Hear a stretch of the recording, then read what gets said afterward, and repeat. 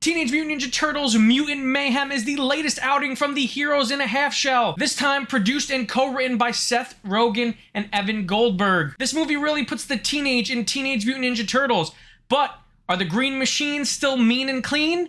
Or has 30 years of pizza left these turtles out of gas? What's up, guys? Welcome back to the MontyVerse. We just got out of Teenage Mutant Ninja Turtles Mutant Mayhem, and we want to talk about it. Me especially. I know, I want to talk about it.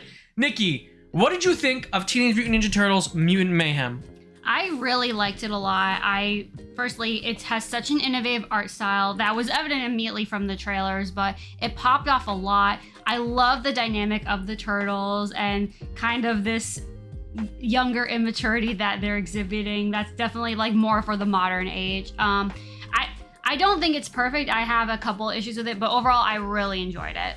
Yeah, I don't know, I think I'm a little higher on it than you are, but I will agree that certain things do stand out when talking about this film, and the animation and the visuals are really a huge standout for me. This film was directed by Jeff Rowe, who was one of the two directors of Mitchell's vs. the Machines, and I think he does a really good job of telling a very familiar turtle story with completely different visuals than what we're used to seeing in regards to the Teenage Mutant Ninja Turtles. No, absolutely. I really liked last year's Rise of the Teenage Mutant Turtles for actually exploring a format of 2D animation, just because that's so rare nowadays. But I like that this film even transcended the innovation of that to do something even more different.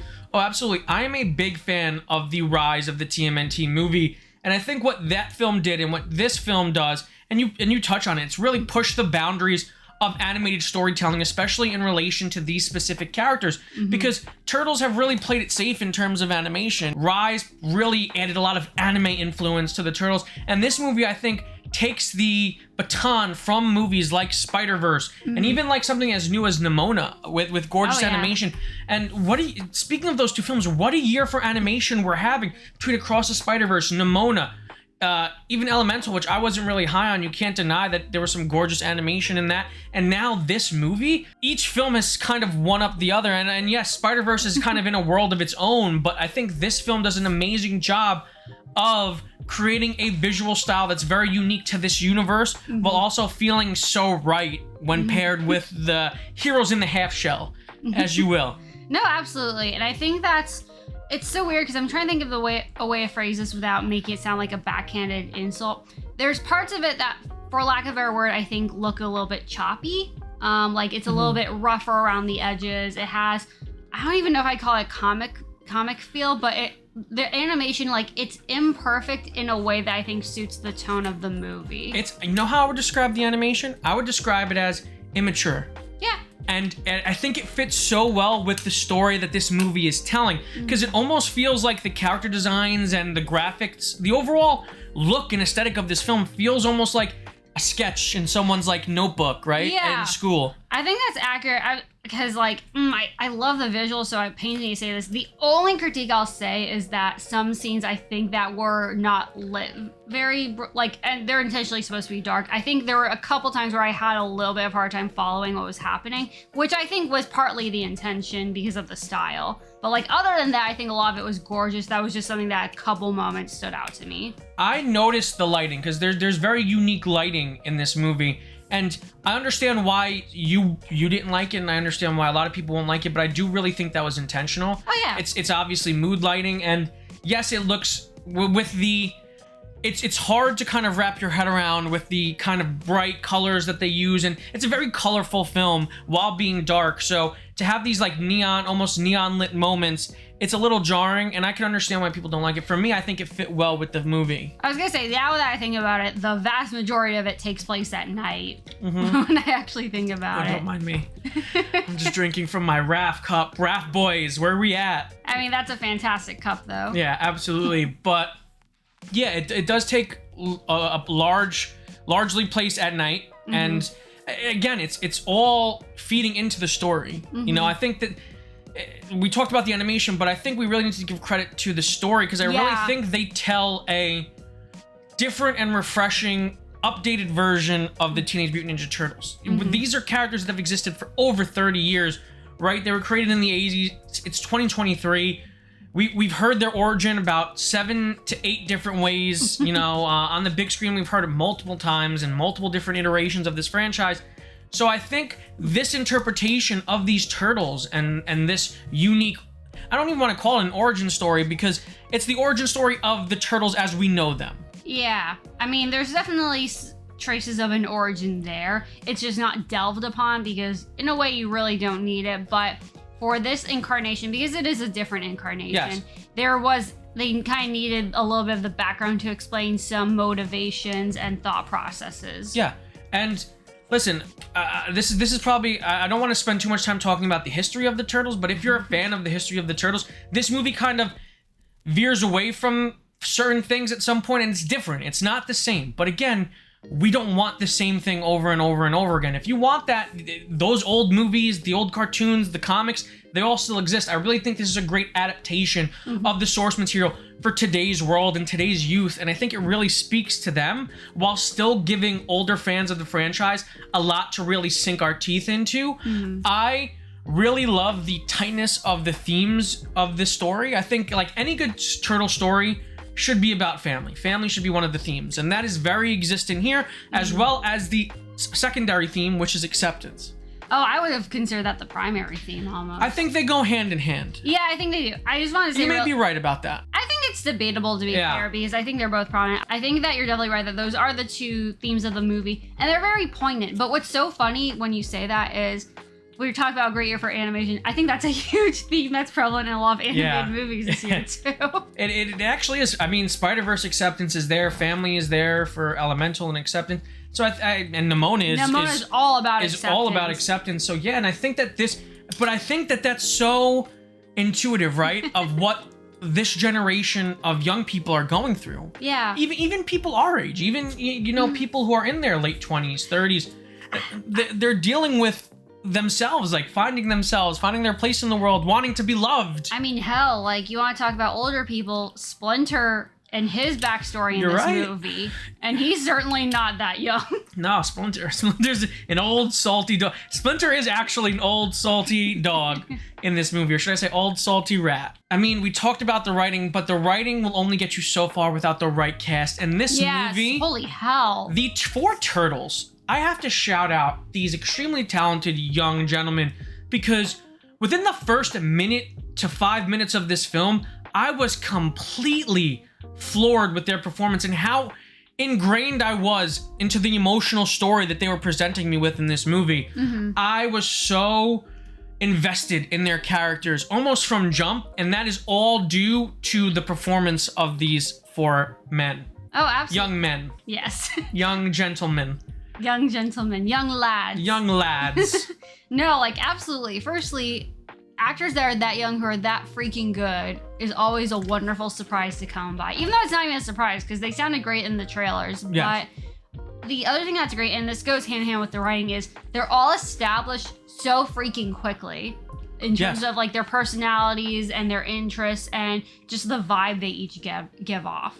Yeah, and what's great about it is that you're right, they do establish the turtles quickly, but unlike a lot of other incarnations, they're not slaves to their main characteristic, right? Yeah. They're not like, Leonardo is not a robot, a wooden robot. Raph is not just a hothead, he's always angry all the time. Mikey's not just a party dude. Donatello is not just a nerd. They're all of those things and more. They're actually fleshed out characters. Yeah. And they evolve throughout the course of the movie. And yes, other movies have seen the turtles evolve throughout the course of it. But I think this movie does a good job of actually juggling the 4 turtles extremely well simultaneously, which a lot of other films have had problems with. I was gonna say, having just watched a certain turtle movie for the first time, I can say like pretty confidently, at least compared to that, holy hell, are they way more fleshed out than in that. Yeah, there's a lot more layers and nuance to them, and I think that is in large part to how they recorded the dialogue for this movie. They put those 4 kids in the room together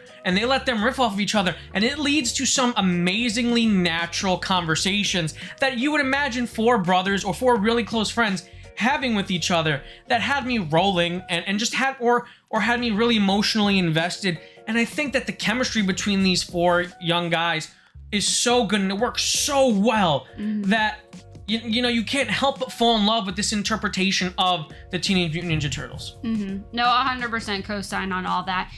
They, I think, elevate this film like so much just on their 4 backs alone. Backs. Or don't you mean shells, Nikki? Half shells. No, they're regular size shells. Oh, okay. I don't know. Who knows? Maybe they are half shells. But besides that, I think another huge standout for me, and I'm glad that she had a huge role in the film, was Ayo Edebiri from The Bear. As you know, I'm a huge fan of The Bear. It has been my favorite TV show 2 years running now. And to see her come in and to give us again, this is an updated version of April. This is not the Rise version of April. This is not 2012's April. This feels like a very unique version of April. And yes, she's flawed. And yes, she has an arc. And I really appreciate that. This movie, she really is the 5th lead of the film, even 6th between her and Splinter. Yeah. And they all have their own arcs and their own stories that are so well done. And they completely curve by the end of the film. I'm really surprised that they were able to give us 6 fully layered characters, even the mutants, even the titular mutants. Oh, yeah. They're even though they don't have as large of a role, I feel like they're also pretty fleshed out. Oh, yeah. Well, again, I think that has to do... it's hard to talk about without spoilers. Yeah. But a lot of that is due to the writing and the performances that really elevate them to... I mean, I say, like, they feel like people. It's like, well, yeah, they're played by people. What is that supposed to mean, Nikki? No, shoot, I missed the point of the movie. The point of the movie. No, they're technically not people. Yeah, but technically they're mutant. But no, like getting to your point, a lot of it is again the performances, and I think I speak for both of us. Where not that we're surprised, but one of the mutant standouts is Paul Rudd. Everyone kind of saw that coming. This man just crushed it. He crushed it. That's the only thing I can say. He had me rolling. Like, I was like, my belly hurt. I was laughing so hard at times. But he's Paul Rudd. And he's doing a very Paul Rudd-esque character. And he blends so well into this movie that, yeah, I loved it. Surprisingly, I love Post Malone. I expected him to kind of not be in the movie. Like, more like a gimmick at that point. I expected him to kind of pop up and be a gimmick guest voice.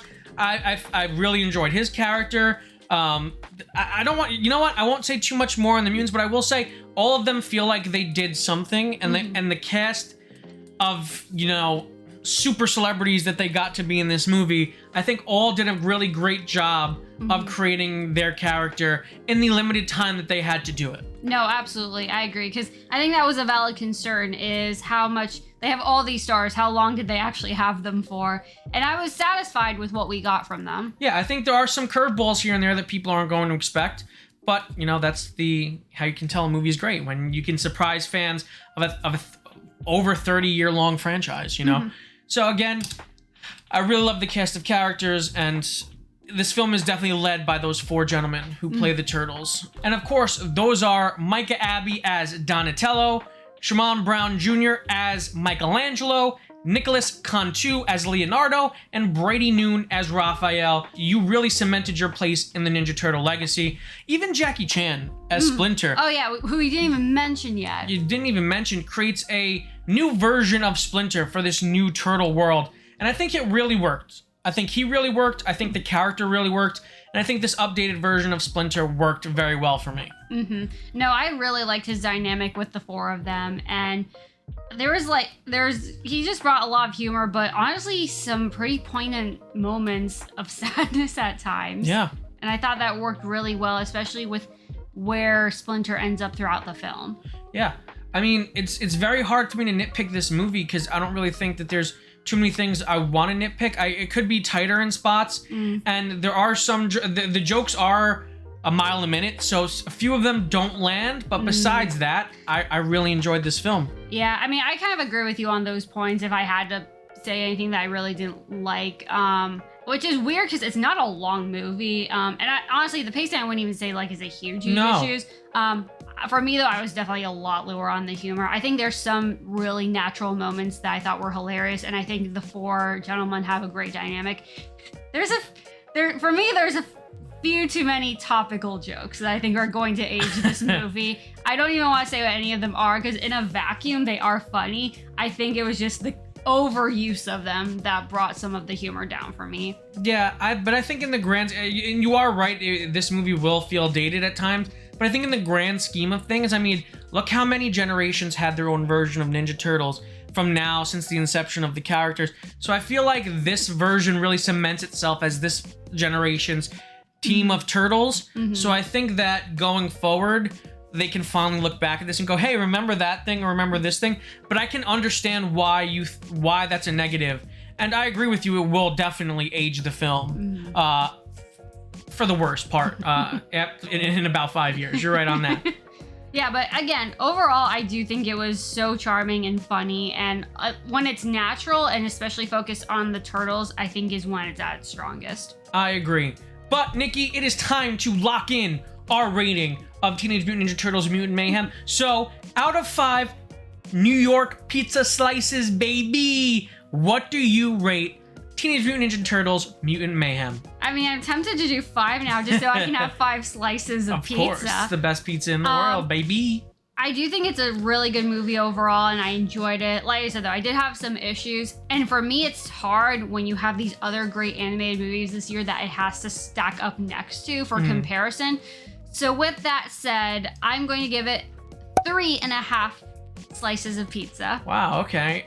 For me, this movie, it was a huge hit. It hit me in all the right spots.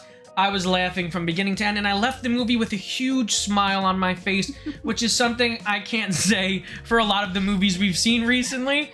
So for that, and because of all of the amazing things we listed before this, I am giving Teenage Mutant Ninja Turtles Mutant Mayhem 4.5 pizza slices out of 5. Go see this movie as soon as possible. Bring the kids, bring the whole family. You won't regret it. If you like this video, make sure to give it a huge thumbs up. If you're new to the channel, subscribe and hit the notification bell to stay up to date on all of our latest content. And if you want to check out more of our movie reviews, click the link on the page. And until next time, guys, stay versed.